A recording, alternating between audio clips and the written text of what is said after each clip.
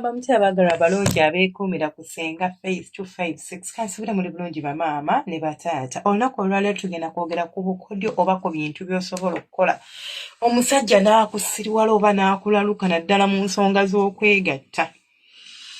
Gw'ayagala okubeera ng'omusajja we akwagala bw'omu, gw'ayagala okubeera nti omusajja takwerabira, gw'ayagala okubeera nti obeera ku mutwe gw'omusajja, olina omukwano by'olina okukola. It does not come on silver plate. Tebagenda bikuleetera bikuteerawo nti kwata twala, nedda mukwano, olina okubikolerera. Ekisooka, mwe abakyala mweyigiriza initiatinga okwezina, weeyigiriza okusaba ku musajja embolo. Abasajja abasinga kino tebakifuna, nti ebiseera ebisinga musajja wattu abeerawo naye nga tabeerangako omuntu n'amugamba nti gundi njagala kunzina jangu onzinemu. Gwe bw'okikola oba bw'oinitiatinga oba bw'omulaga nti omudesiring oba bw'omulaga nti omwagala omwetaaga akukwatemu, kigenda kumukyamula, kigenda kuboostinga ego ye, kigenda kumuleetera okumanya nti he's wanted, ayagalwa.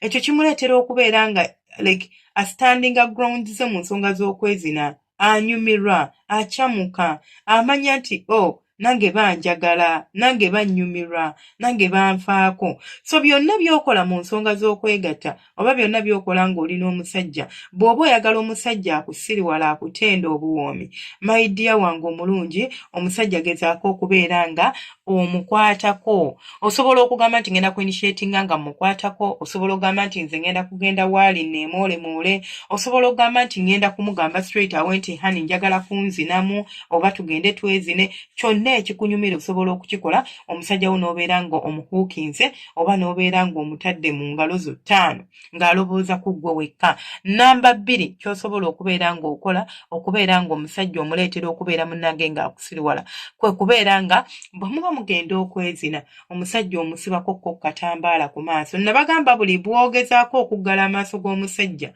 ogenda kwamplifyinga obwagazi bwe oba ogenda kudabolinga senses ze endala. You amplify the other senses kasita oblockinga sense emu ku mubiri gw'omuntu.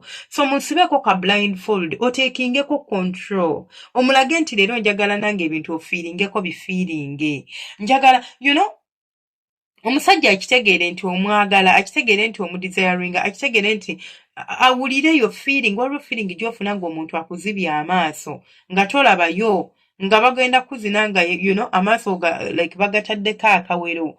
Kiina engeri gye kikukyamulamu ng'omusajja oba gye kikyamulamu omusajja n'abeera ng'agenda kwereega oba n'abeera ng'agenda kuyima, kwegamba yenna abeere bulala. Namba 3, bw'oba oyagala okubeera ng'omusajja omutwaliriza, omusajja mukube eriiso, eye contact.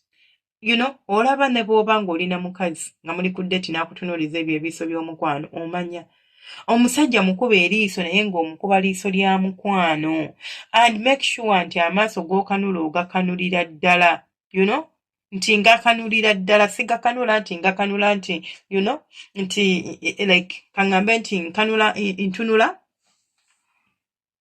Mukuba eriiso and make sure you hold on to it for a longer period. Like togenda mukuba liiso ate dakiika emu obeere ng'o giving up. Mukuba eriiso like omutunuulire mu maaso. Ne bw'oba ng'omutudde just mabbali n'omukuba eriiso, mulindako ngenda bba obubonero kw'olabira omukazi nti ayagala kumuzina.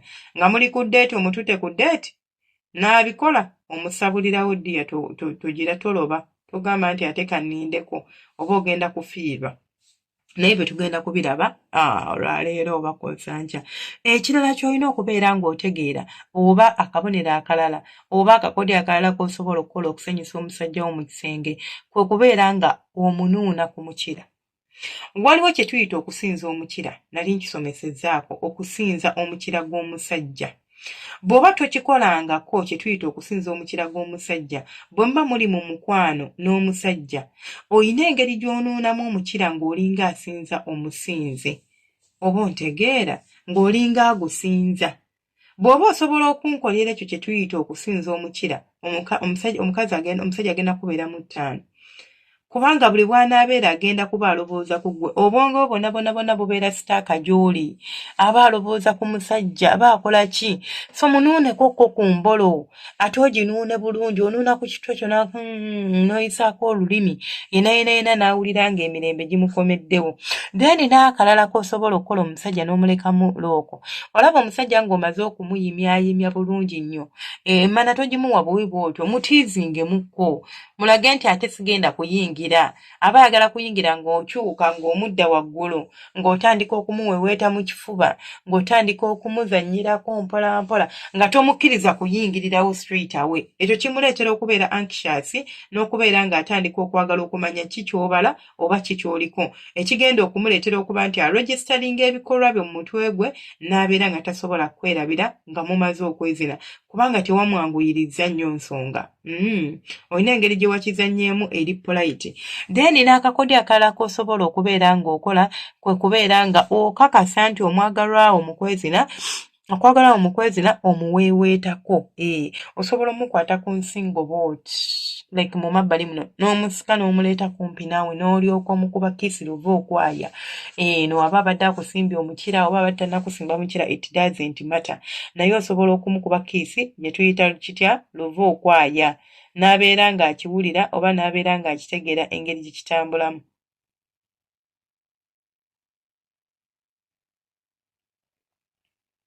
n'abeera ng'akitegeera oba n'abeera ng'akiwulira engeri gye kikola ki gye kitambulamu then ekirala kwe kubeera nti ogezaako okutuuka ku ntikko n'omusajjawo communicate please omusajja osobola okumugamba nti hani olwaleero mbadde njagala oba mbadde nsaba tutuukire wamu oba tubeere nga tusammulira wamu it is better than okusammula obusamuzi ng'omusajja tomugambye n'akulaba bulabi by the way si kirungi try always ocommunicatinga nga muli mu nsonga z'okwezina akulaba bulabi ng'omaze n'omugamba omaze nti emaze nsamudde naye ng'ate obadde osobola okukola ki wabadde osobola okubeera nga omugamba nti nzija naye neyeetegeka n'omugamba njagala tumalire wamu kigenda kumuwa essanyu rather than okumanya okubeera nti weefaako wekka n'omaliriza wekka then akakodyo akalala k'osobola okubeera ng'okozesa kwe kubeera nga bw'oba olina omusajja mu kikolwa ky'omukwano n'omuwulira nti aggwamukko amaanyi mukwano sooka omuyambeyambeko okumusitula teri kisanyusa musajja nga kukitegeera nti omukazi gw'ali naye kiyambi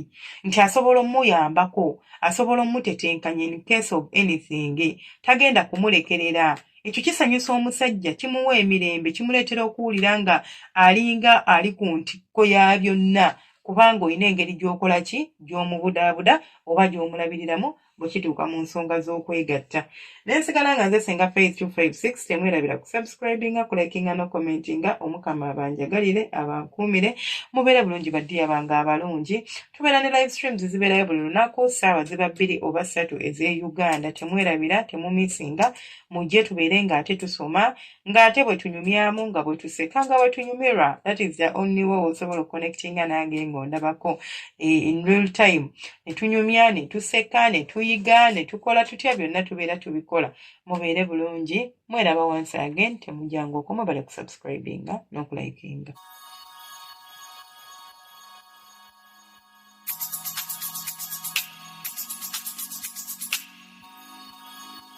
yeah.